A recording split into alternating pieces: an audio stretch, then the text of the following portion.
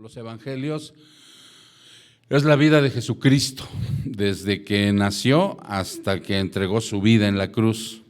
Y ustedes se van a dar hoy cuenta de esa parte importante que ya se va acercando a la crucifixión. Entonces la vamos compartiendo cada semana, así más o menos como para que me entiendan. Es como una comedia, ¿no? Que se queda en episodios, Y viene el episodio y luego viene otro episodio y así sucesivamente vamos predicando la palabra cada 8 días de este evangelio. Y hoy nos toca ver, hermanos, la negación de Pedro.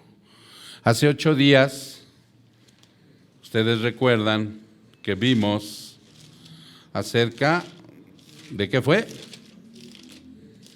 ¿De qué me dijiste, Martita? Que Jesús estuvo ante el concilio. Vimos cómo fue el Señor enjuiciado por los hombres, ¿sí?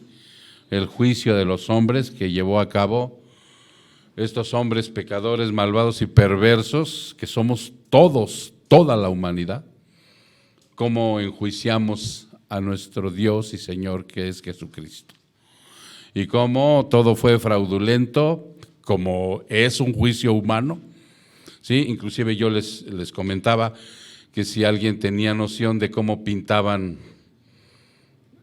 aquí en el mundo, cómo pintaban la justicia, y algunos me dijeron como con una balanza, una mujer con una balanza en las manos, pero en los ojos, ¿qué tiene? Una venda. Está ciega la justicia, no hay justicia que haga el ser humano. Entonces nos enfrentamos a algo muy fuerte, porque nosotros somos así, los seres humanos antes de Cristo, somos así, hacemos juicios erróneos, casi por lo regular siempre queremos salir libres y cuando tenemos la culpa de algo, tratamos de evadirla hasta lo máximo y nos justificamos para que el otro tenga la culpa, pero nunca hacemos un juicio justo. Hoy, a través de Cristo, hemos empezado a practicar el hacer un juicio justo de las cosas. Entonces eso fue lo que vimos hace 8 días y vimos cómo enjuiciaron a nuestro Señor Jesucristo para llevarlo a la cruz y para matarlo. Hoy vamos a ver la negación de Pedro. En sí el sermón se ha titulado Pecador redimido o Pecadores redimidos. ¿Cómo dice ahí? Pecadores redimidos, ok. ¿Quién es un pecador? Todo el ser humano. Todo el ser humano. Todos nacemos en pecado, recuérdenlo. Así lo dice la palabra de Dios. Muchas ocasiones nosotros, cuando se nos pregunta si creemos en Dios, decimos que sí. Pero cuando viene la segunda pregunta, que es, ¿tienes una relación con Dios? Ahí ya muchos dicen que no, porque no la tienen. ¿Han oído hablar de Dios? ¿Sí? Se los presentaron tal vez en una imagen o en un muñequito de yeso. Y luego de ahí viene la situación en donde les dijeron una bola de mentiras acerca de otras situaciones que no vienen en la Biblia. Porque así son las sectas y las falsas religiones. Inventan mentiras para atraer a la gente, para sacarle su dinero, pero no decirles la verdad. En un lugar como estos, ¿sí?, ni sacamos dinero, ni esquilmamos a la gente, ni la engañamos, le decimos la verdad. La verdad a veces duele, la verdad a veces ofende, pero es necesario. Es necesario para que yo salga del error, para que yo vea exactamente en dónde estoy parado. Y una de las verdades que a veces ofende al ser humano es que no cree que nazca pecador. Nace con inocencia, todo niño nace con inocencia, pero ya trae el pecado en su interior. Así dice la palabra. En pecado me concibió mi madre, ¿cierto? Así dice la palabra y entonces ya traemos el pecado ahí. Cuando empezamos a crecer se desarrolla ese pecado. Empezamos a ser orgullosos, lujuriosos, envidiosos, ¿qué más? Todo lo que termina en osos, ¿qué más? Mugrosos, dice. No, ¿qué más? Avariciosos, ¿qué más? Mentirosos, rencorosos, o sea, todo se empieza a desarrollar, ¿sí? Entonces, ahí está el pecado, nada más que cuando están niños hay inocencia, pero ahí está el niño de 5 o 6 años ya siendo bien pecadorcito, ¿no? se empieza a desarrollar todo ese pecado en el ser humano. Entonces todos nacemos destituidos de la gloria de Dios. En otras palabras, todos nacemos en el infierno, metidos en el infierno. Y llega nuestro Señor Jesucristo, entrega su vida en la cruz del Calvario y nos da una salvación. Y nos saca así literalmente del infierno y nos pone en su gloria. De eso es de lo que se trata un pecador redimido, porque dice aquí la palabra que vamos a ver en Mateo 26, del 69 al 75. Karen nos va a poner en las pantallas, por si no saben leer muy bien ahorita la Biblia, buscar en la Biblia, nos va a poner los textos. Pero vámonos a Mateo 26, Mateo 26, del versículo 69 al 75, vamos a ver. Y les digo, si no, obsérvenlo en las pantallas, ¿de acuerdo? Y cito, Pedro estaba sentado afuera en el patio y una sirvienta se le acercó y dijo, tú también estabas con Jesús el Galileo. Pero él lo negó delante de todos ellos, diciendo, no sé de qué hablas. Cuando salió al portal, lo vio otra sirvienta y dijo a los que estaban allí, estaba con Jesús el Nazareno. Y otra vez él lo negó con juramento, esta vez juró, yo no conozco a ese hombre. Un poco después se acercaron los que estaban allí y dijeron a Pedro, seguro que tú también eres uno de ellos, porque aún tu manera de hablar te descubre. Entonces él comenzó a maldecir y a jurar, yo no conozco al hombre. Y al instante un gallo cantó. Pedro se acordó de lo que Jesús había dicho, antes que el gallo cante, me negarás 3 veces, y salió afuera y lloró amargamente. Vamos a orar. Señor, te pedimos en esta preciosa mañana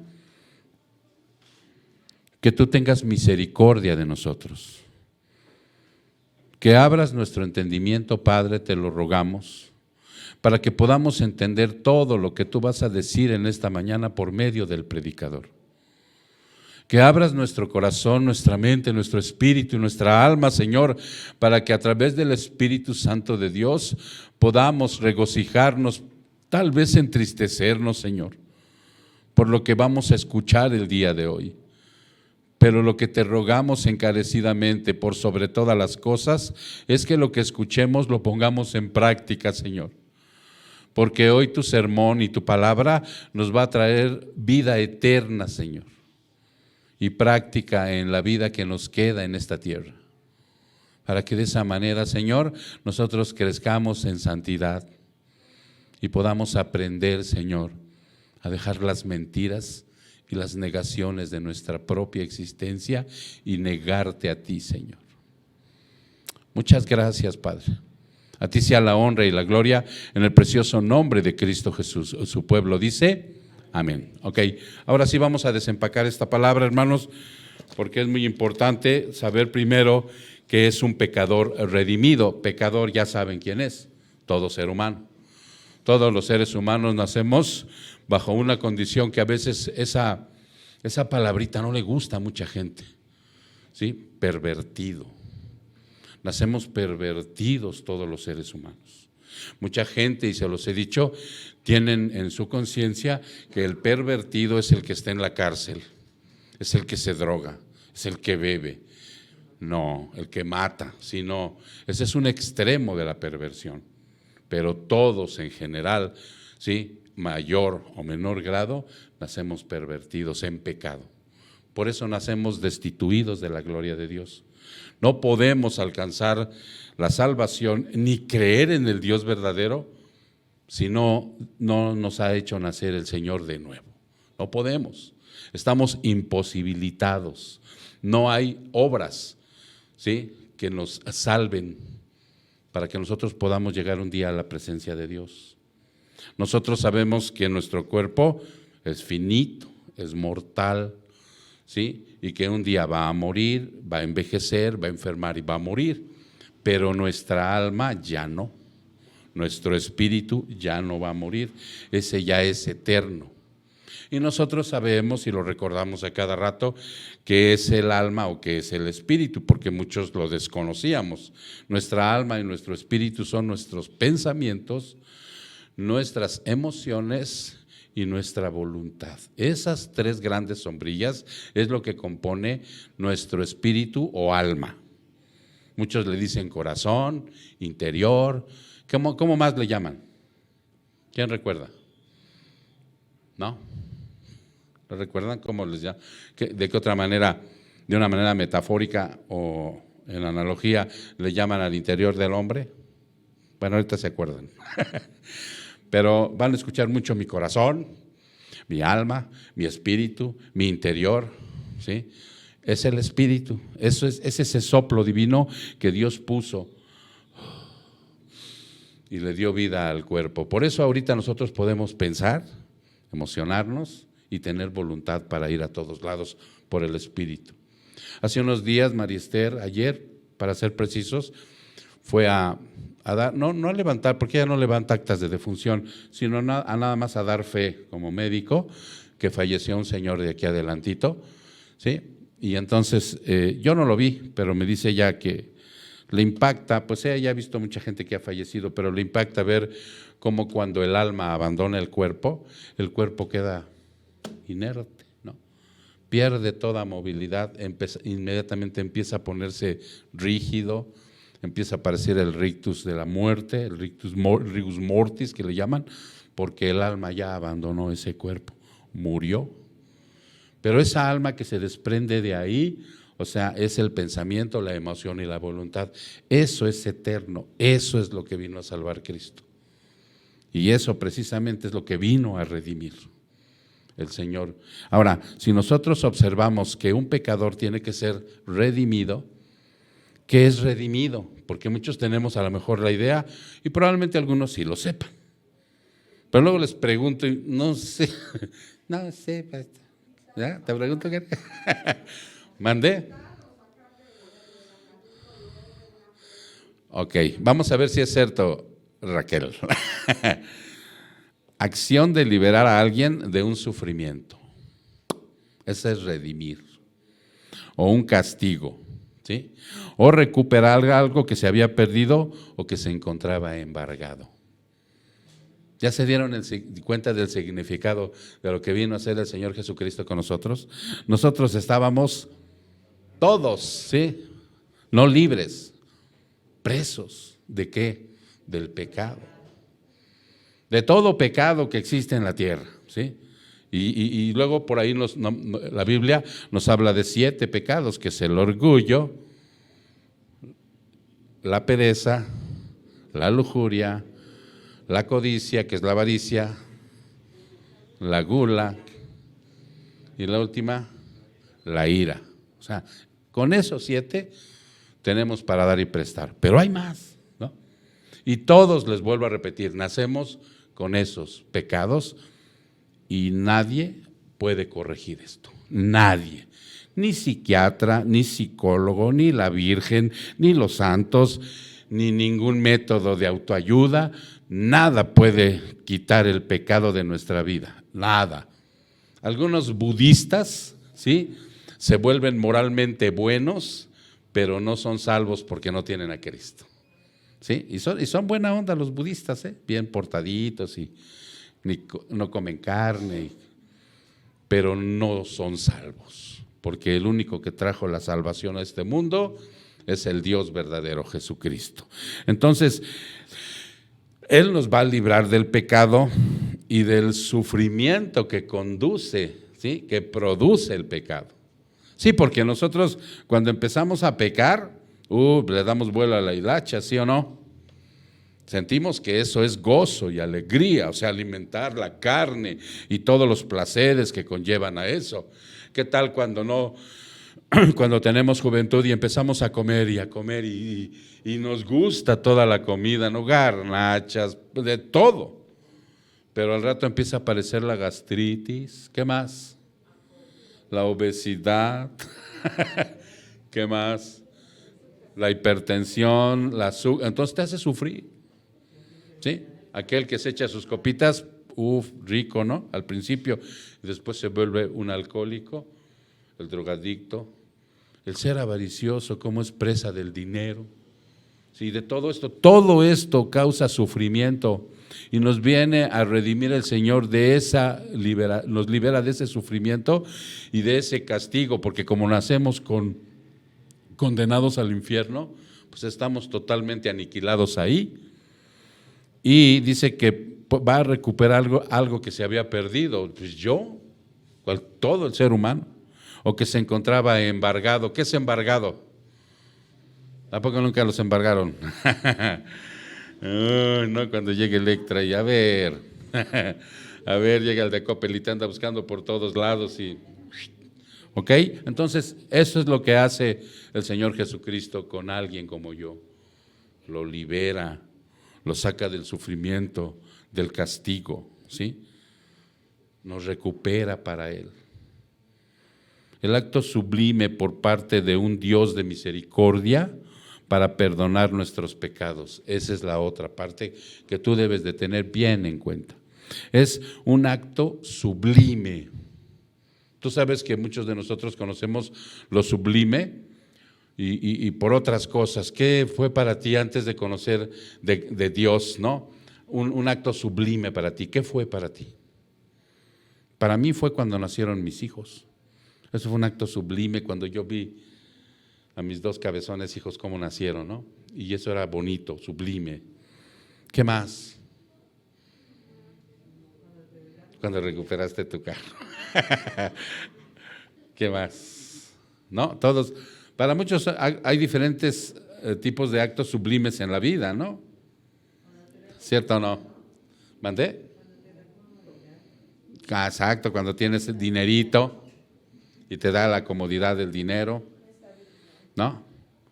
A muchos su acto sublime es el que tienen al lado como esposo o al lado como esposa. Es su acto sublime y así sucesivamente. Bueno, este acto es más sublime que todos los actos sublimes que tú puedas tener o haber experimentado o haber vivido. Es el acto sublime de parte de Dios, de un Dios que tiene misericordia.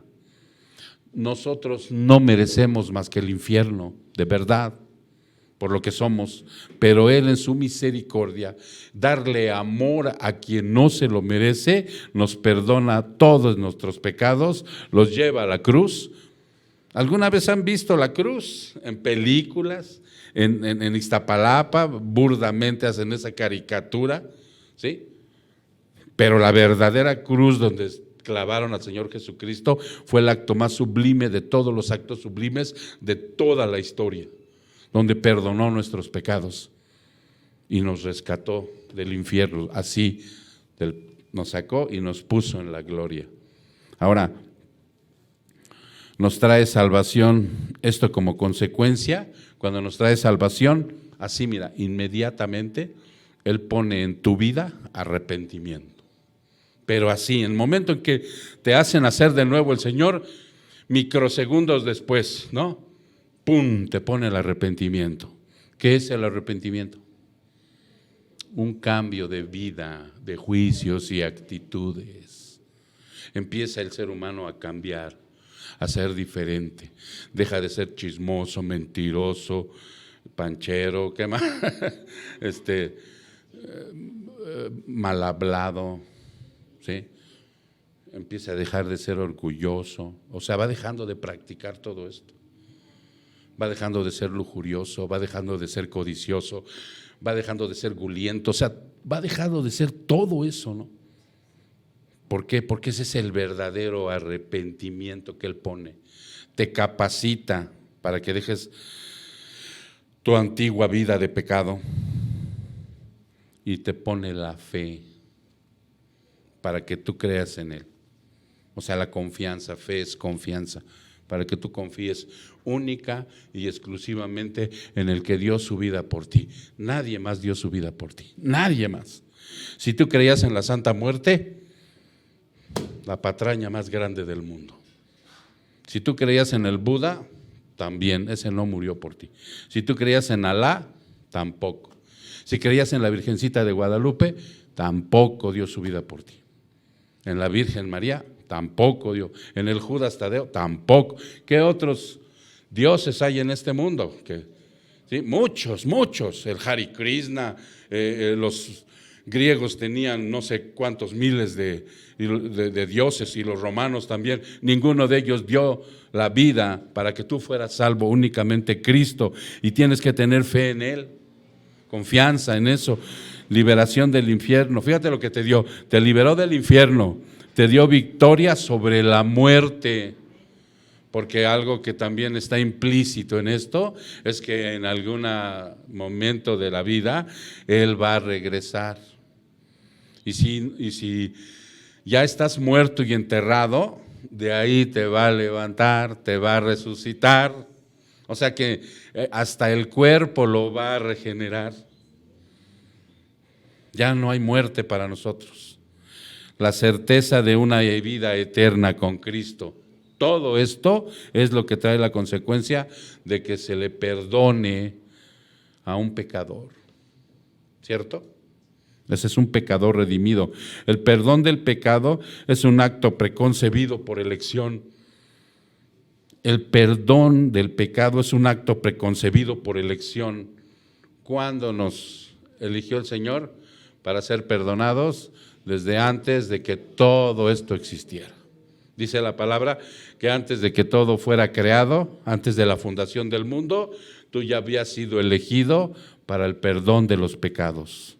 Desde antes que todo existiera, para que cuando el ser humano pecara, fuera salvado por la sangre derramada en la cruz de nuestro Señor Jesucristo. O sea, una situación extractada, pero veraz, en la que tú tienes que creer. El que no cree en esto, no es salvo.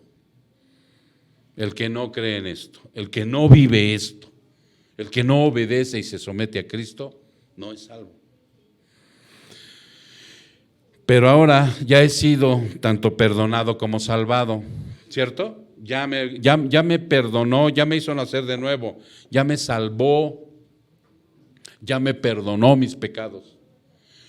Y cuando digo me perdonó mis pecados, me perdonó el pecado más gordo que yo pude haber tenido. Miren, hay unos movimientos por ahí, engañando a la gente, que se llaman cuarto y quinto de amor y servicio, cuarto y quinto paso de amor y servicio. Y estas personas llevan a la gente a que indague en su pasado, a hacer un inventario, le dicen, personal de su vida.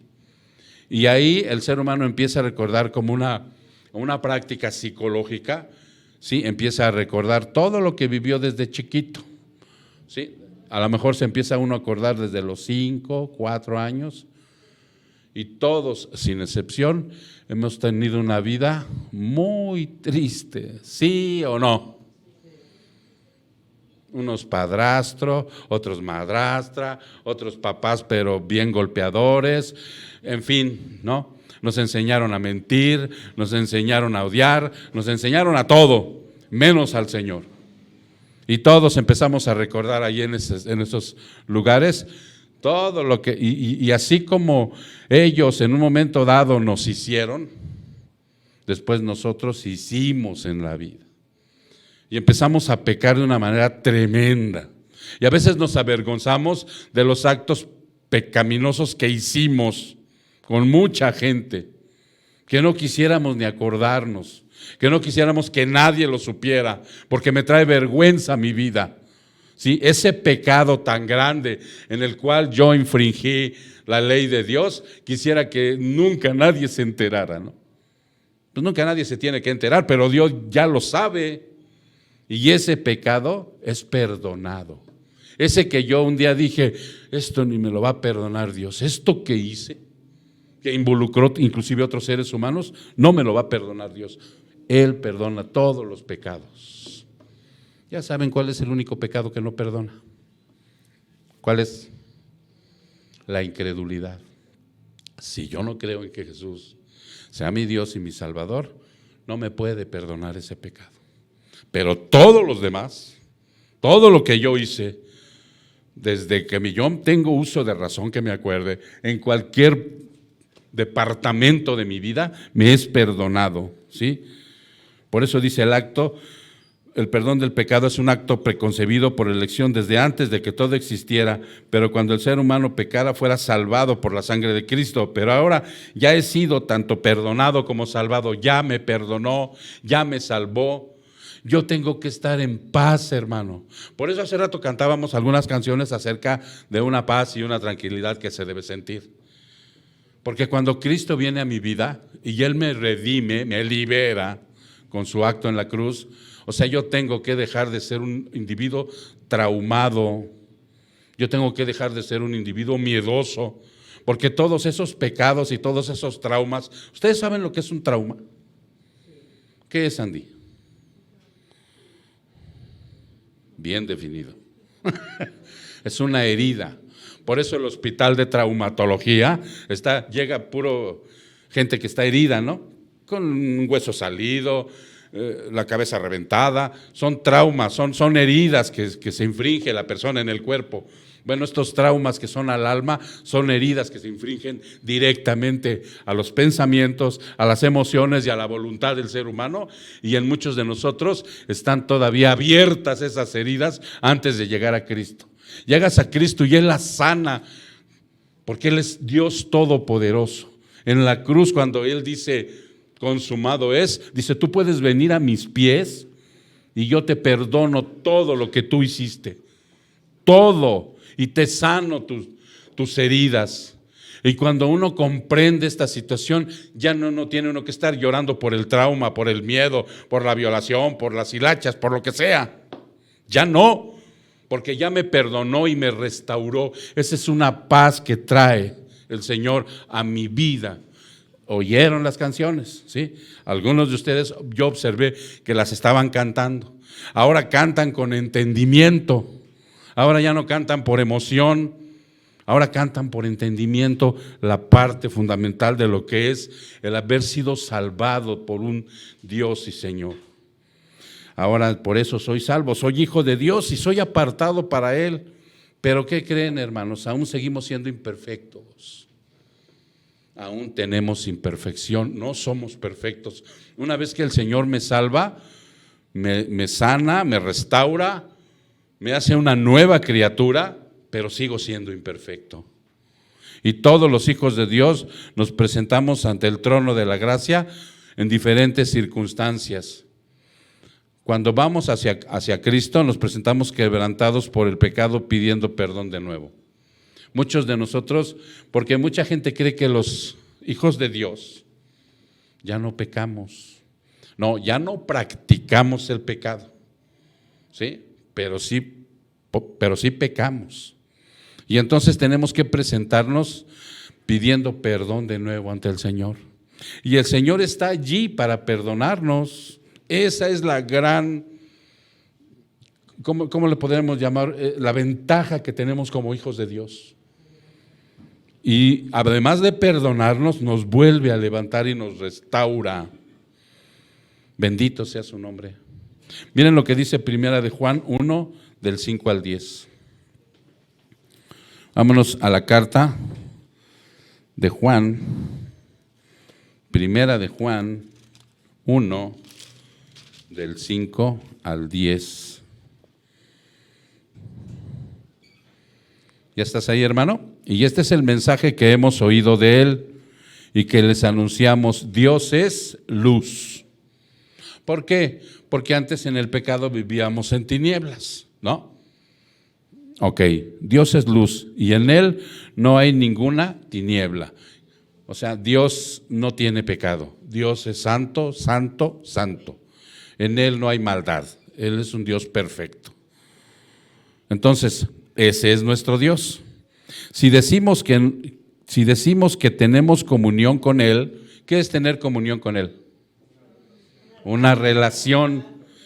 ¿Sí? Nosotros lo conocemos, sabemos quién es.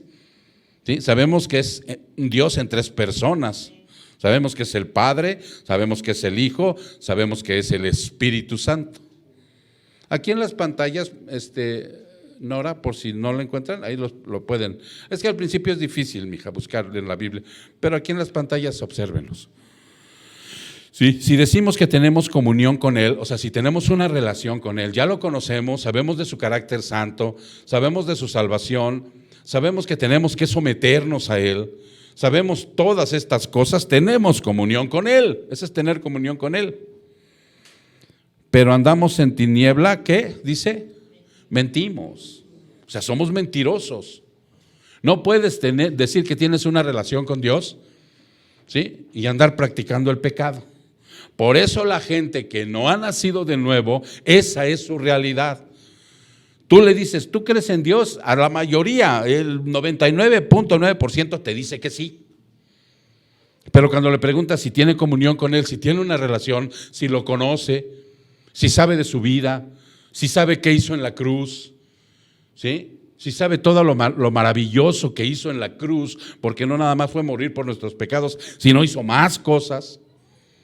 O sea, ahí ya te dicen, no, pues, ¿conoce usted el método para que usted cuando muera pueda llegar con Él? No, me han dicho, no lo conozco, ni idea, o te dan otras ideas, ¿no?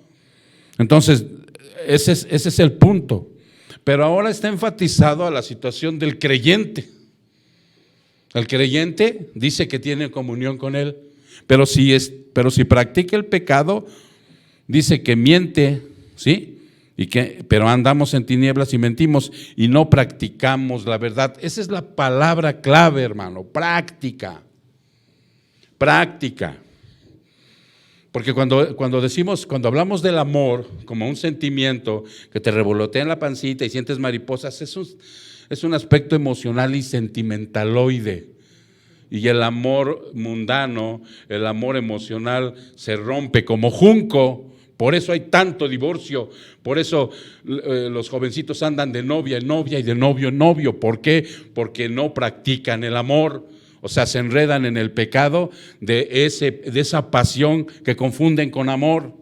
Y entonces no practican la verdad del amor. El amor es una práctica. El Señor Jesucristo decidió amarnos, y porque decidió amarnos fue a la cruz a que lo mataran. Entonces, ay no, qué amor tan feo. No.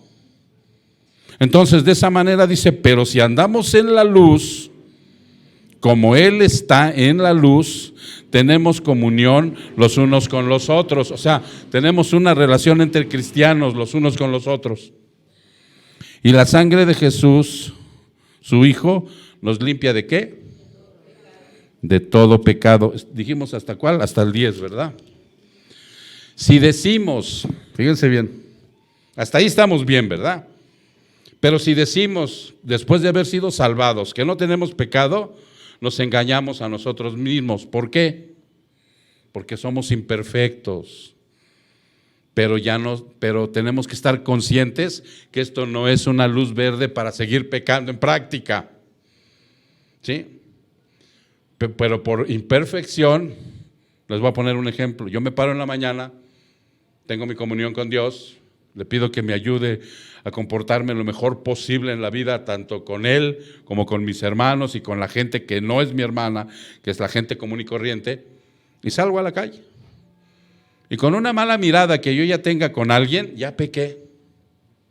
Con un mal pensamiento que me atraviesa en mi cabeza, ya pequé, pero no lo estoy practicando, porque inmediatamente se corrige. Señor, perdóname. Y caminas la mayor parte practicando la verdad. Pero por eso dice, si decimos que no tenemos pecado, nos engañamos a nosotros mismos y la verdad no está en nosotros. Una vez que en tu día aparezcan este tipo de pecados, así que no son practicados pero que aparecen, dice que tenemos, si confesamos nuestros pecados, ¿qué acabo de decir? Señor, perdóname. Muchas veces si ofendes a alguien vas y le dices, discúlpeme, ¿no? O tienes una actitud diferente. Si confesamos nuestros pecados, y no necesitas ir con ningún ser humano. El ser humano no tiene capacidad para perdonar pecados. Los confesionarios que existen en una falsa religión, o sea, son una burda mentira. Nunca mandó Dios eso. Él dice que confesemos nuestros pecados al Señor, a Dios. Él es el único que tiene la capacidad de perdonar el pecado. Si confesamos nuestros pecados, Él es fiel y justo, ¿para qué? para perdonarnos los pecados y para limpiarnos de toda maldad. Él te vuelve a levantar, te vuelve a restaurar. Si decimos que no hemos pecado, lo hacemos a Él, ¿qué? Mentiroso. Y su palabra no está en nosotros. Sí somos santos, pero somos aún pecadores, pero sin práctica. ¿Ok? Cuando un creyente entra en la práctica del pecado, empieza a negar a nuestro Señor Jesucristo. Cuando un creyente empieza a practicar un pecado, empieza a negarlo. ¿Cómo se llama el subtítulo de esta prédica? ¿Y el subtítulo? La negación de Pedro. Eso fue lo que hizo Pedro. Pedro tuvo unos lapsos ahí muy difíciles. Dice que cuando vino, cuando él vino, se considera tan autosuficiente, y la vanagloria es signo ahora de cómo el creyente ya es desleal y en ocasiones hasta siente que ya no peca. Pedro pensó que era incapaz de caer en semejante pecado. ¿En qué pecado? En negarlo, exactamente. ¿Qué le dijo al Señor? Yo me muero contigo, si es preciso voy a la cárcel. Sin embargo, no era así. Cuando un creyente empieza a dejar de comunicarse con Cristo, no lee la Biblia y mucho menos la escudriña, la oración se vuelve para él repetitiva o así tediosa. Pedro se durmió, su espíritu estaba débil y por la falta de oración y comunión con Dios, la otra parte de la negación, todo eso va siendo una consecuencia. Cuando un creyente es todavía muy emocional e impulsivo, ¿cómo es eso? Se avienta como el Borras, o sea, para que me entiendas, o sea, no piensa, no le pide a Dios guía y dirección, dice, lo voy a hacer, a ver qué sale. No, es impulsivo, es emocional, es síntoma de negación también. Pedro, por emocional, ¿qué hizo? Le cortó la oreja a un guardia, ¿cierto? Cuando Pedro se metió en el patio con los riesgos de ser descubierto, ahorita vamos a ver, él se metió al patio, lo metieron, ahorita lo van a observar. No solo fue incongruente con su cobardía, él tenía miedo, por eso siguió a Jesús de lejos, que sentía, ¿sí?, ser puesto en evidencia, sino que pensó que algo lo protegería, fue desafiante. Una cosa es tener fe y otra cosa es ser desafiante. Cuando yo tengo confianza en Dios, fíjense bien, yo confío en que Él me va a guardar de este virus que anda purulando ahorita, ¿cierto? Y yo confío en que si me da una gripe como cualquier gripe, o sea, ¿qué tengo que hacer? Ir a un médico que me dé medicina para que me levante, pero yo sigo confiando en Dios. Pero hay ciencia. Y Él avala la ciencia y quiere que yo me atienda. Si yo digo, no, que me cure Dios y yo no voy a ningún lado. Si yo soy diabético, ¿qué tengo que hacer? Tomarme mi metformina o no sé qué otra medicina, ¿no? Yo no sé qué toman los diabéticos, yo no soy diabético. Yo soy prediabético. Entonces, ¿qué hacen se la tienen que tomar, ¿verdad? Y el desafiante, ¿qué hace? No, que me cure Dios. Y al rato, el coma diabético y se llamaba. Ok, no. Él dice, Pedro fue desafiante. Les voy a leer un versículo en esto de hay que tener confianza en Dios, pero no ser desafiantes, para que observen esto. Primera de Corintios 10:13. Primera de Corintios 10:13.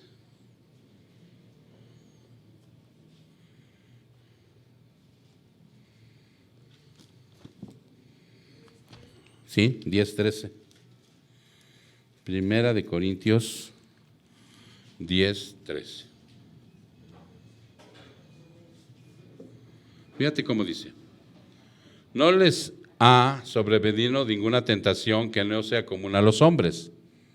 Cuando nosotros nos viene una tentación, la que sea, en el departamento que sea, dice que es común, que ha venido a toda la humanidad.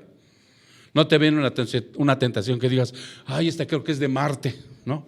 Esta no la ha vivido nadie aquí, no, ya la vivieron todos los seres humanos. No te va a venir ninguna tentación, dice el Señor, que no sea común, que todos los seres humanos van a sentir. Fiel es Dios, fíjate bien, en su fidelidad, que no permitirá que ustedes sean tentados más allá de lo que puedan soportar, sino que con la tentación proveerá también la vía de escape.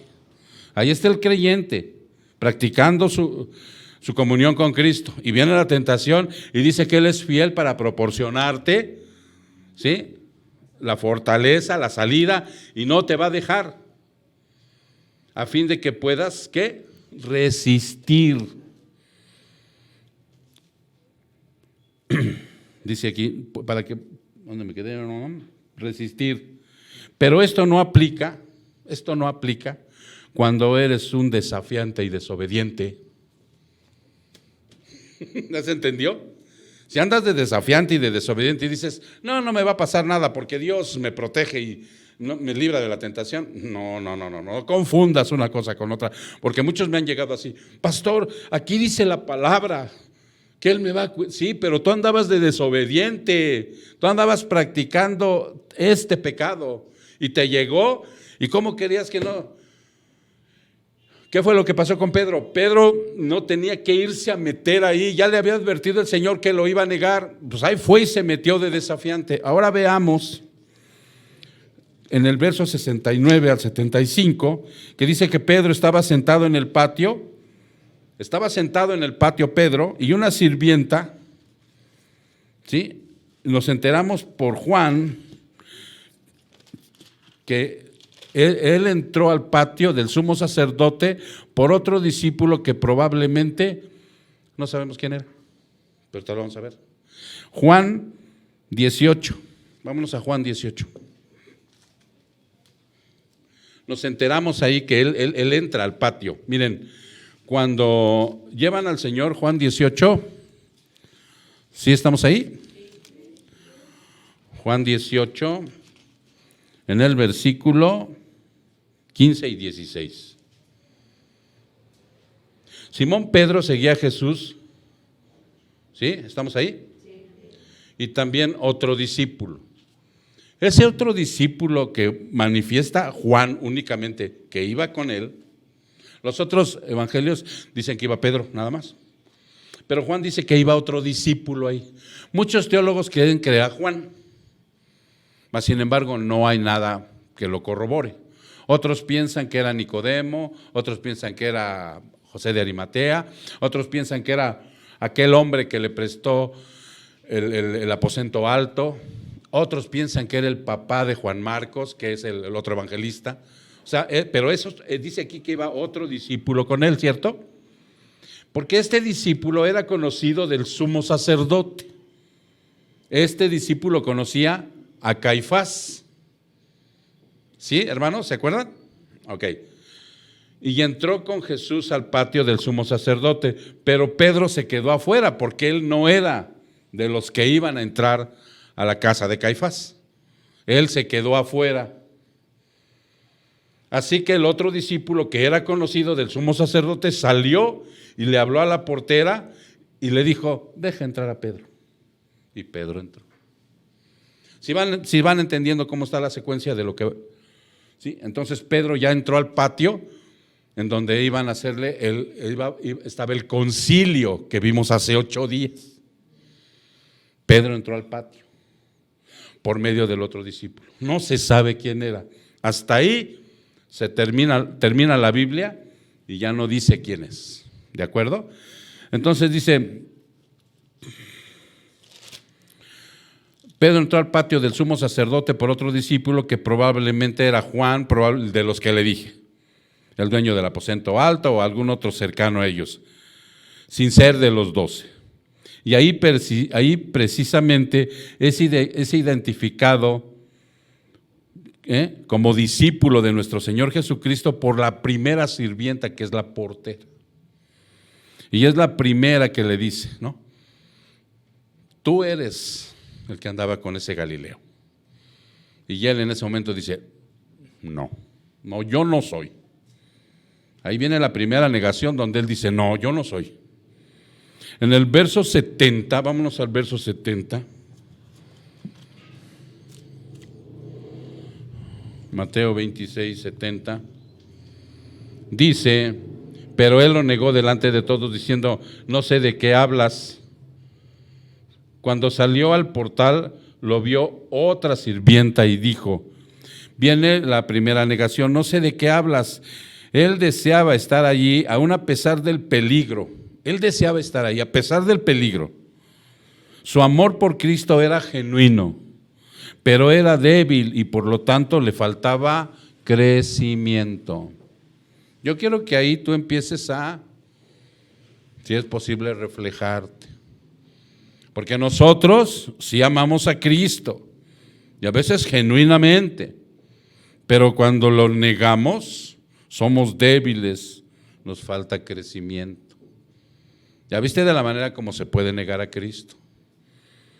¿Sí? Entonces en el verso 71 y 72 dice, cuando salió al portal lo vio otra sirvienta y dijo a los que estaban allí, este estaba con Jesús el Nazareno. Viene la segunda negación, esta vez jurando el nombre de Dios en vano. Unas horas antes, porque dice el versículo 72, y otra vez lo negó con juramento. Yo no conozco a ese hombre. ¿Cómo creen que lo negó con juramento? Les juro en el nombre de Dios Altísimo que yo no conozco a este hombre. ¿Se dieron cuenta en la blasfemia tan fuerte que cayó Pedro? Juró el nombre de Dios en vano. Una hora antes él se había envalentonado y probablemente en su efusividad hubiera enfrentado a varios antes de caer a espada. Era lo más probable. Sacó la espada y dijo, ¿qué? Con mi Señor no se metan. Y empezó a tirar espadazos, ¿no? Lo frenó el Señor. Pero en ese momento, ahora acobardado y mintiendo cada vez, trataba de pasar inadvertido. Pero ahora hizo un juramento. Cuando viene la tercera negación, que es del verso 73 al 75a, dice, un poco después se acercaron los que estaban ahí y dijeron a Pedro, seguro que tú también eres uno de ellos, porque aún tu manera de hablar te descubre. ¿Cómo hablarían ellos? ¿Cómo habla el cristiano? Ya se los he dicho, ¿no, hermanos? Lo primero que aprende el cristiano es hablar como cristiano, aunque no practiquen. ¿No? Dios te bendiga, hermanito, hermanito, hermanita, no sé qué, hermanita, hermanito para acá y hermanito para allá, y bendiciones, y Dios lo bendiga, y guau, guau, guau. Eso es lo primero. Entonces, tú te encuentras a alguien en la calle, y si te dice, no lo conoces, y si te dice bendiciones, y dices, este es cristiano. Dios le bendiga, este es cristiano, ¿no? Pero después de que dice bendiciones, se voltea y lo ves aventando un ajo y una cebolla, dices, ay, ¿qué tipo de cristiano será? O lo ves haciendo un acto de mal juicio, o lo ves emborrachándose, o lo ves peleando a cada rato, ¿no? Disgustado con el esposo, con la esposa, con los hijos, o sea, de una manera neurótica todo el tiempo. ¿Será cristiano? Porque a este lo descubrieron por su manera de hablar. Se supone que ellos ya tenían una manera de hablar, tanto como los galileos y como los nazarenos. Si algo que ustedes observan es que los que lo identifican, las sirvientas que identifican, dicen que era Jesús el Nazareno y Jesús el Galileo. ¿Por qué creen? Y ahí lo dicen así de una manera que no se deja entrever, pero lo decían de una manera despectiva. No querían a los de Nazaret y a los de Galilea, no los querían. ¿Qué decía el pueblo acerca de Nazaret? ¿Algo bueno saldrá de ahí? ¿No han dicho así a veces de nuestra familia, de nuestra estirpe, de los Arroyo Guzmán? ¿Saldrá algo bueno de los Balanzar? No, no, hombre. Entonces, esa es una parte importante. Dice, El hablar, entonces comenzó a maldecir y a jurar: yo no conozco al hombre. Dice, viene la tercera, fueron varios los que lo identificaron. Por Lucas nos enteramos que entre la segunda y tercera negación pasó como una hora, dice el Evangelio de Lucas. Por Juan nos enteramos que alguien lo reconoció desde la aprehensión o arresto en el huerto, en esa tercera negación. Vámonos a Juan 18:26. ¿Sí? Juan, ahí vámonos a Juan. Otra vez regresamos a Juan 18:26. Juan 18:26. Uno de los siervos del sumo sacerdote, que era pariente de aquel a quien Pedro le había cortado la oreja, dijo: no te vi yo en el huerto con él. Y Pedro lo negó otra vez y al instante cantó el gallo. Esa era la tercera vez. Pero ahí Juan informa que lo detectó uno de los que lo había ido a apresar a Jesús. Él estaba metido en el patio, lo había metido un discípulo. Ese patio, hermano, haz de cuenta que era algo así largo este patio. Y acá de este lado estaba donde estaban enjuiciando a Jesús. Aquí lo estaban enjuiciando. ¿Qué fue lo que pasó al último del sermón anterior? ¿Qué fue lo que le hicieron a Jesús? Lo abofetearon, lo escupieron y le dieron de puñetazos en el rostro. ¿Cierto? Ok, dice aquí, y esta vez volvió a Juan, y esta vez volvió y jurando y maldiciendo.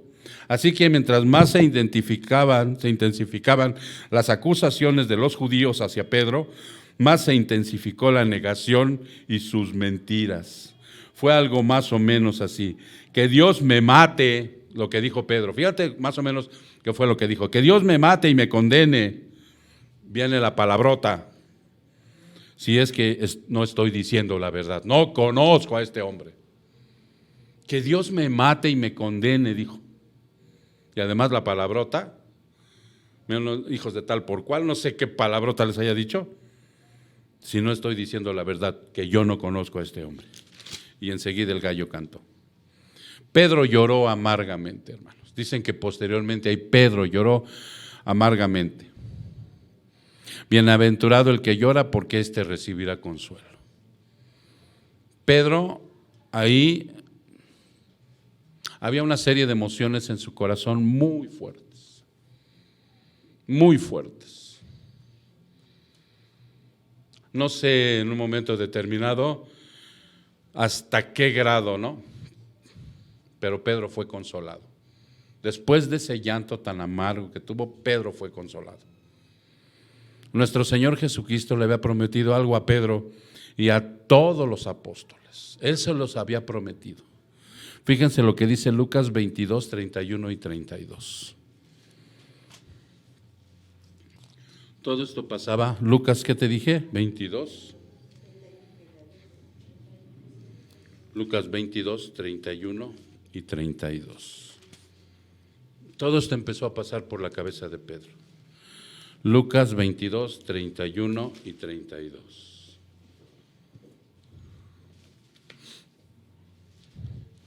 Simón, Simón, mira que Satanás los ha reclamado a ustedes. ¿A quiénes?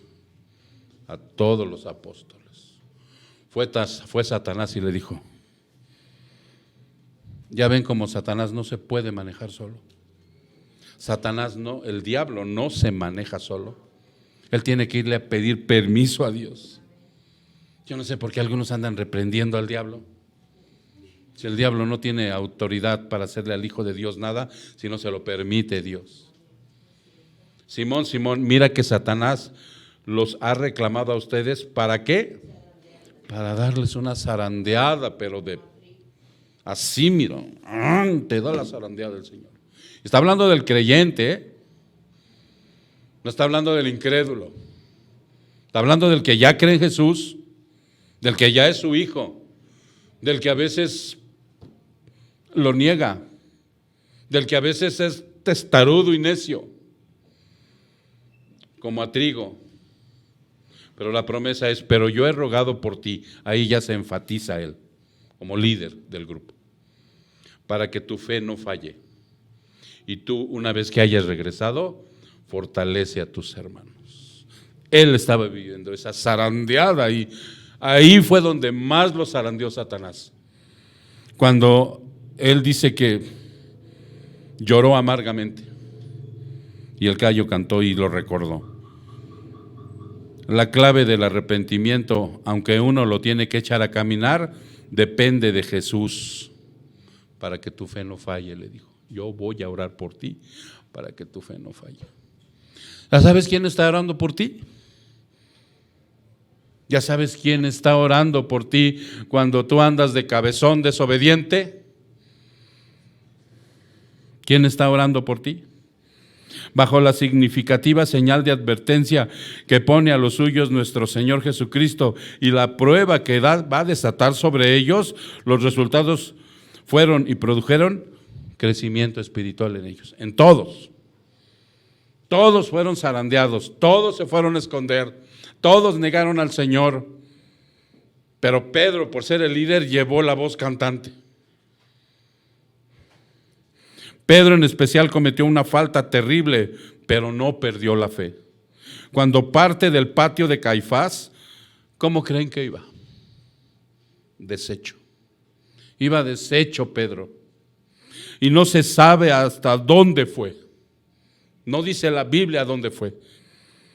Lo más probable es que fue a algún lugar a buscar confesar su pecado y buscar el perdón de Dios. Así iba el Pedrito. Que no se nos olvide que negar a nuestro Señor Jesucristo es el resultado de una excesiva confianza en uno. La falta de práctica de la devoción y la oración y buscar siempre, nosotros tenemos que buscar siempre el perdón de Dios y entonces estaremos en la confianza de ser un pecador que es restaurado, pero día a día. Y entonces comprenderemos que lo que dice nuestro Señor Jesucristo es lo que sucederá. El que admita mi pecado no me lleva ni al arrepentimiento.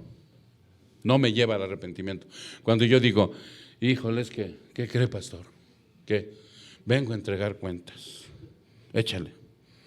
Ya me di cuenta que soy un egoísta, pero de esos egoístas que todo para mí nada más. No quiero dar nada para allá, todo para mi santo reza. Dice, ¿todavía diciendo esas palabras, hijo? Así dice. No, Pedro hasta que fijó los ojos en Jesús. Pedro hasta que fijó los ojos en Jesús, porque ahorita vas a ver lo que pasó al final. Recordó lo que nuestro Señor Jesús le había dicho. Entonces se entiende que el único que ha vencido al pecado, ¿quién es? Cristo. Tú no puedes vencer al pecado, hermano. Hazle como quieras, no vas a poder. Pero hubo uno que ya lo venció. Algunos días después, en la resurrección, Pedro se dio cuenta que ahora podía también, como pecador redimido, decir 3 veces si amaba a su Señor Salvador y Dios. Después. Pero en ese momento que iba llorando amargamente. ¿Sabes qué? Si tú no fijas los ojos en Jesús, regresa constantemente aquí para que veas quién te puede perdonar. Cuando Pedro estaba negándolo por la 3.ª vez, volteó Jesús y lo vio. Lo dice Lucas.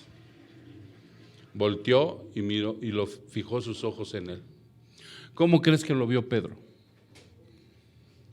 ¿Cómo crees que lo vio Pedro? Mira, lo vio escupido, golpeado, ensangrentado, probablemente tirado en el suelo, pateándolo. Y él volteó a ver a Pedro. Hematomas en la cara, en el cuerpo, su ceja probablemente partida. O sea, y él volteó a ver a Pedro y Pedro lo vio. Y ahí fue donde él entendió por primera vez, Pedro, que no era bajo sus fuerzas, no era bajo su vanagloria, no era bajo su conocimiento, no era bajo nada, era bajo Cristo que tenía que ser perdonado. Ahí se lo había dicho y ahí se lo corroboró. Por eso cuando resucita el Señor Jesucristo y lo va a ver a Pedro en una resurrección, yo creo que toda su vida Pedro recordó esa experiencia en el patio de Caifás. Toda su vida la recordó. Recuérdala tú, hermano. Porque somos imperfectos, acuérdate. Somos imperfectos. Y Pedro recordó esa experiencia en el patio de Caifás toda su vida. Ahora, todos los días tienes que recordar y exhortar a otros creyentes estas palabras grabadas en su alma. Juan 21.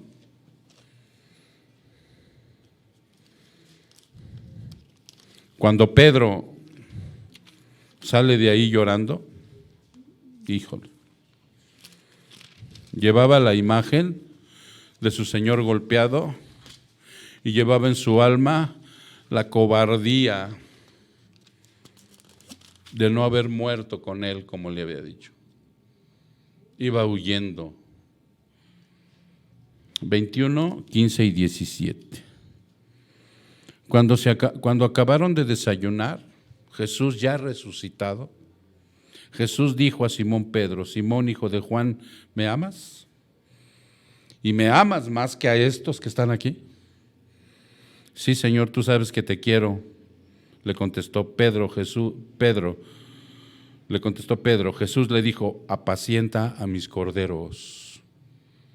Una vez que seas zarandeado, yo voy a orar por ti para que tu fe no falle y vengas. ¿Y qué le dijo?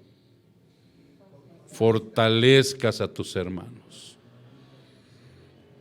Y le dijo: entonces ahora, Pedro, ¿ya entendiste lo que vivimos hace unos 2 meses atrás? ¿Ya entendiste? Yo creo que le dijo: sí, Señor. Pues entonces ahora alimentalos.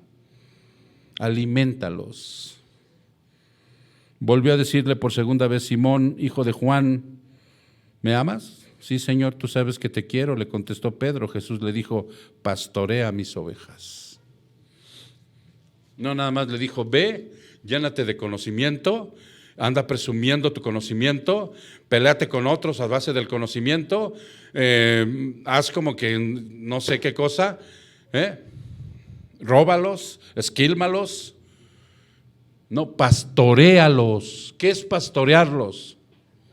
Ve sus necesidades, visítalos. Pero ya ves cómo es de necia Lulú, pastor, no importa, ve y visítala cuando se aleje. Háblales por teléfono, atiende sus necesidades, ora por ellos. No nada más es párate el domingo aquí. No. Por eso hay discipulado, por eso hay mujeres, por eso hay varones, por eso hay una serie de cosas donde tienes que alimentar a la grey. Pero también la grey tiene necesidades fuera de la iglesia. Y las necesidades son muchas. Pueden ser económicas, pueden ser espirituales, pueden ser emocionales, pueden ser de todo tipo. Y el pastor tiene que estar ahí. Pedro tenía que estar ahí, le dijo: pastoréalas, visítalas, frecuéntalas, diles qué está pasando con su vida. No importa que se resientan contigo, no importa que en un momento dado te dejen de hablar 3 meses. El Señor hace la obra. Pastorea mis ovejas.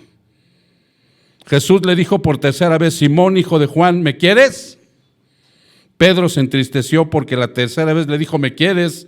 Y le respondió: Señor, tú lo sabes todo. Cristo sabe todo de ti y sabe todo de todos. Tú sabes que te quiero, apacienta mis ovejas, le dijo Jesús. Ahora, él experimentaba también 3 veces el amor de Cristo. Antes fue doloroso para comprenderlo. Ahora, en la resurrección, ya estaba experimentando el amor de otra manera. Y así lo hizo Pedro. Y Pedro, ustedes saben que no fue totalmente fiel, siempre fue bien cabezón. Pero regresaba al Señor y el Señor lo perdonaba y lo restauraba. ¿Cierto? Vamos a orar. Padre, muchas gracias, Señor, porque esta palabra que tú nos has dado el día de hoy ha sido una señal fuerte de advertencia para que yo no niegue tu existencia, Padre, a través de mis actitudes. Yo con palabras puedo decir que sí creo en ti, pero con actitudes te niego, Señor. Por eso te pido, Padre, que a partir de este momento cambies mis actitudes, cambia las actitudes de mis hermanos, porque solamente tú tienes ese poder, para que de esa manera, Señor, seamos fieles y dignos como hijos tuyos, Padre, para seguir tu evangelio, para seguir, Señor, en el camino que tú nos has trazado. Te ruego encarecidamente, Padre, que tú hagas esto en nosotros, que esta palabra regrese constantemente a nosotros, que solamente fijando los ojos en ti, Señor, y tú fijando los tuyos en los míos, yo puedo entender que el único que puede quitarme del pecado eres tú. Yo no, Padre, yo no puedo, pero yo de tu mano sí puedo, Señor. Te ruego encarecidamente que hagas esta obra en nosotros, Padre. Te lo pido en el precioso nombre de Cristo Jesús. Su pueblo dice, amén.